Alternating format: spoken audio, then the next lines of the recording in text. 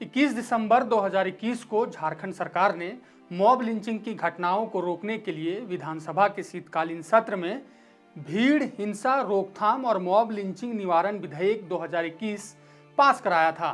सदन से विधेयक पास होने के बाद इसे राज्यपाल के पास भेजा गया था, लेकिन तत्कालीन राज्यपाल रमेश बैस ने 18 मार्च 2022 को कुछ आपत्तियों के साथ इस विधेयक को राज्य सरकार को वापस लौटा दिया। झारखंड सरकार लगभग 18 महीने बाद अब एक बार फिर सदन में मॉब लिंचिंग विधेयक लाने जा रही है। विधेयक को सबसे पहले कैबिनेट से पास कराया जाएगा। इसके बाद विधेयक को आने वाले विधानसभा के मानसून सत्र में लाने की तैयारी है।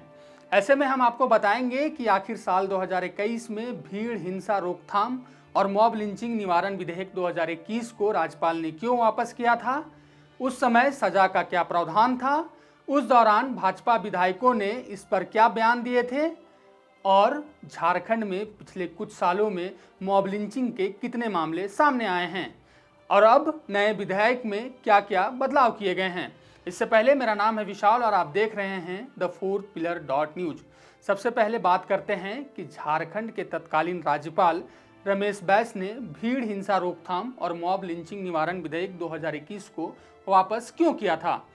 दरअसल तत्कालीन राज्यपाल को विधेयक में कुछ आपत्तियां थी।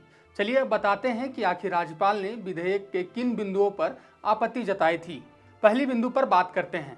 विधेयक ने अंग्रेजी संस्करण में धारा 2 के उपखंड 1 के उपखंड 12 में गवाह संरक्षण योजना का जिक्र किया गया था, लेकिन हिंदी संस्करण में इसका जिक्र ही नहीं था। अब दूसरे बिंदु पर बात करते हैं। राज्यपाल रमेश बैस ने इसी धारा के उपखंड 1 के उपखंड 6 में दी गई भीड़ की परिभाषा पर भी आपत्ति की थी। कहा गया था कि 2 या 2 से अधिक व्यक्तियों के समूह को अशांत भीड़ नहीं कहा जा सकता। इन्हीं वजहों से तत्कालीन राज्यपाल रमेश बैस ने विधेयक को राज्य के पास वापस भेज दिया था। अब बात करते हैं साल 2021 में लाए गए विधेयक में सजा और जुर्माना के बारे में।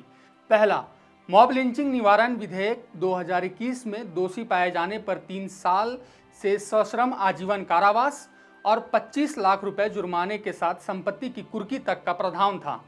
अब दूसरे पे बात करते हैं। गंभीर चोट आने पर भी 10 साल से लेकर उम्र कैद तक की सजा का प्रावधान किया गया था। वहीं भीड़ को उकसाने वालों को दोषी मानते हुए उन्हें 3 साल की सजा देने की व्यवस्था थी। अब तीसरे बिंदु पर बात करते हैं।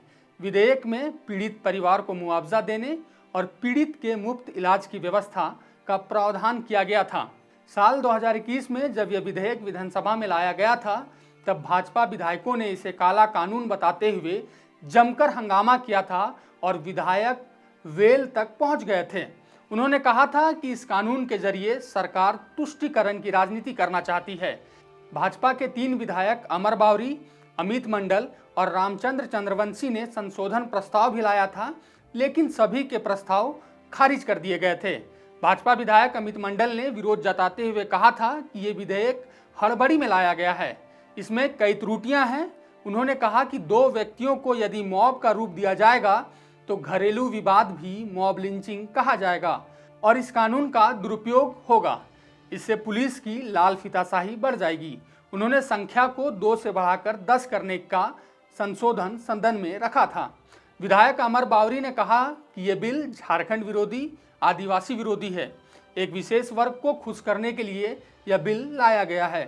भाजपा के विधायक इस विधेयक को प्रवर समिति में सौंपने की मांग कर रहे थे, लेकिन ये मांग खारिज कर दी गई थी, जिसके बाद भाजपा के सदस्यों ने सदन से वॉकआउट कर दिया था। इसके बाद विपक्ष की अनुपस्थिति में सदन में विधेयक को पारित करा दिया गया था।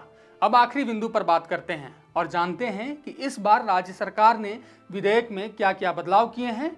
बता दें कि राज्य सरकार ने महाधिवक्ता की राय के बाद तत्कालीन राज्यपाल रमेश बैस द्वारा उठाए गए आपत्तियों को दूर कर लिया है।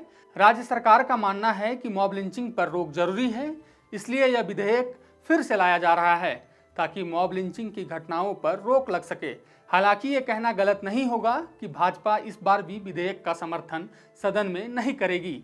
बाबूलाल के ट्वीट से तो ऐसा ही प्रतीत होता है।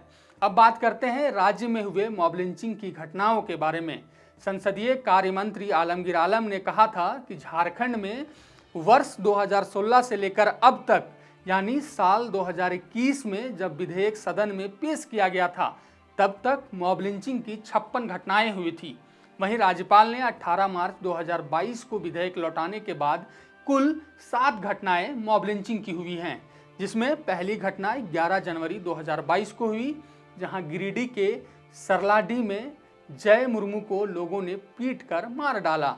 दूसरी घटना 6 मई 2022 को हुई, जहां गुमला के भरना थाना क्षेत्र में लकड़ी माफिया ने पेड़ काटने के विरोध करने पर शमीम अंसारी नामक युवक की पीट कर हत्या कर दी।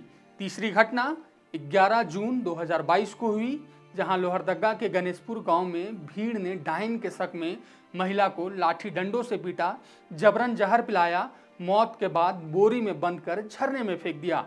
चौथी घटना 3 अक्टूबर 2022 को हुई, जहां गुमला के तिगरा गांव में उग्र भीड़ ने एजाज खान को पीट कर मार डाला।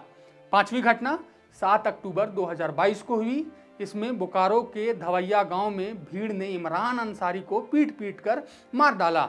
छठी घटना 17 अक्टूबर 2022 को हुई, जहां दुमका के लालझारी थाना क्षेत्र में चोरी के आरोपी सुरेश यादव को भीड़ ने पेड़ से बांधकर पीटा, इससे उसकी मौत हो गई।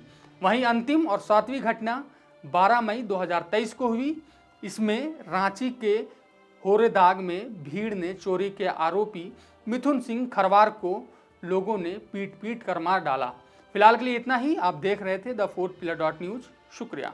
अगर आप चाहते हैं कि हमारे वीडियोस का नोटिफिकेशन आपको बिना देरी के मिलता रहे तो आप इस चैनल को फॉलो और सब्सक्राइब जरूर कर लें। बाकी आप हमारे काम को लेकर कोई सुझाव हमें देना चाहते हो तो कमेंट बॉक्स में आप सादर आमंत्रित हैं। इसके अलावा हमारे वीडियोस आपको अलग अलग ठिकानों जैसे फेसबुक, इंस्टाग्राम, ट्विटर पर भी देखने को मिलेंगे, जिसके लिंक डिस्क्रिप्शन में डाल दिए गए हैं। शुक्रिया।